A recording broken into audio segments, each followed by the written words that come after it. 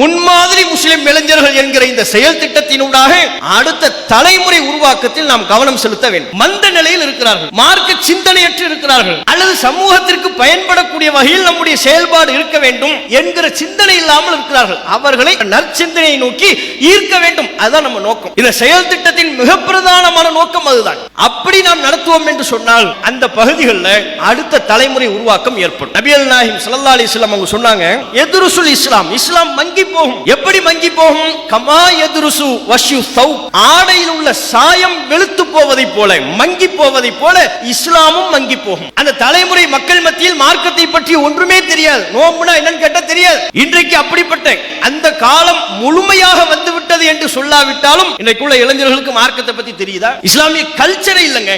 ஒவ்வொன்றிலையும் சமூக வலைத்தளத்தின் தாக்கம், Facebook, இன்ஸ்டாகிராம் இப்படிப்பட்ட வெளி மோகங்களால் ஈர்க்கப்பட்டு மார்க்க அடையாளத்தை நம் சமுதாயம் தொலைத்து விட்டது, துறந்து விட்டது. இன்றைக்கு தௌஹீத் பிரச்சாரம் வீதி எங்கும் இருக்கிறது, தெருவங்கிலும் தௌஹீத் பிரச்சாரம் இருக்கிறது. ஆனால் சமுதாயம் நடத்தக்கூடிய திருமணங்களை பாருங்க, மார்க்கத்தின் அடையாளத்திலிருந்து இளைய சமூகம் தூரமாகி வருகிறது. இப்படி இளைஞர்கள் மார்க்க சிந்தனையிலிருந்து வழிபிரண்டு செல்வார்களேயானால் அவர்களை வழிநடத்த வேண்டிய கடமை நமக்கு இருக்கா இல்லையா? கொள்கை நோக்கி ஈர்க்கணும், பிரச்சாரம் செய்ய வேண்டும் என்கிற உணர்வோடு நாம் உழைப்பு செய்யணும், தாவா பண்ணணும். நான் சரியாக இருப்பது என்பதை தாண்டி, நான் தொழுகிறேன் என்பதை தாண்டி சமகாலத்தில் உள்ள மக்களை தொழுகை